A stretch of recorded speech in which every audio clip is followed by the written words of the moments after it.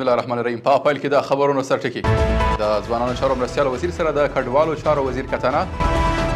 د کاسا زر پروژې په اړه د تاجکستان د انرژي وزیر سره د ډاکټر عبدالباري عمر خبرې اترې او د روسیې او اوکراین ترمنځ د خبرو اترو پیل. د لوی او مهربانه خدای په ثنا او ستاینې سره درنو لیدونکو سلام. د نن ورځ خبرونو ته ښه راغلاست. نن پنجشنبه د 1404 کال د ثور میاشتې 15مه نیټه ده. زه محمد صادق فروتن یم. دا هم بشپړ خبرونه. د کډوالو او بیرته راستنېدونکو چارو وزیر مولوي عبدالکبیر د اطلاعات او کلتور وزارت د ځوانانو چارو له مرستیال مولوي محمد یونس راشد سره وکتل. په دې کتنه کې ښاغلي راشد ویلي یاد وی نیت په پام کې لري چې د کډوالو او بیرته راستنېدونکو چارو وزارت سره په همغږۍ په ټولنه کې د ځوانانو ادغام لپاره له ګاونډیو هیوادونو څخه راستنه سوو افغان ځوانانو ته ځانګړې برنامې طرحه او پلې کړي. همداراز دې کتنه کې د کډوالو چارو وزیر د راستنه سوو کډوالو لپاره د روزنیزو پروګرامونو جوړول اړین بللي او د ځوانانو چارو مرستیال ته د هر راز همکاري ډاډ ورکړی دی. ډاکټر عبدالباري عمر د تاجکستان د انرژي له وزیر سره د کاسا زر پروژې په اړه خبرې اترې وکړې.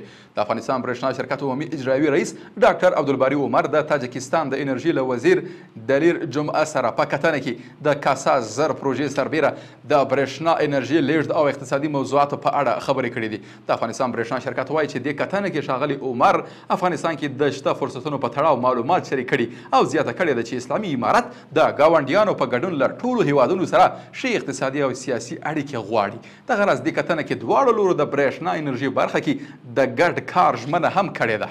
د امریکا ولسمشر ډونالډ ټرمپ د قطر د امیر په کوربتوب د یوې رسمي ماښامنۍ پر مهال له ایران سره د امریکا د اړیکو په تړاو څرګندونې کړې دي.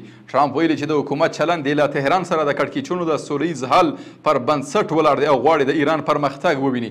دغه راز ټرمپ د کړکېچونو په کمولو کې د قطر د چارواکو هڅې ستایلي او زیاته کړې ده چې قطر له امریکا سره د ایران د اټومي هوکړې په برخه کې ډېره همکاري کړې ده. او په پای کې د استانبول څخه ټاکل شوی نن د ترکیې په استانبول ښار کې د روسیې او کیف ترمنځ مستقیم مذاکرات پیل شي. په دغو مذاکراتو کې د روسیې پلاوي مشري د دې هیواد ولسمشر ولادیمیر پوتین سلاکاري کوي.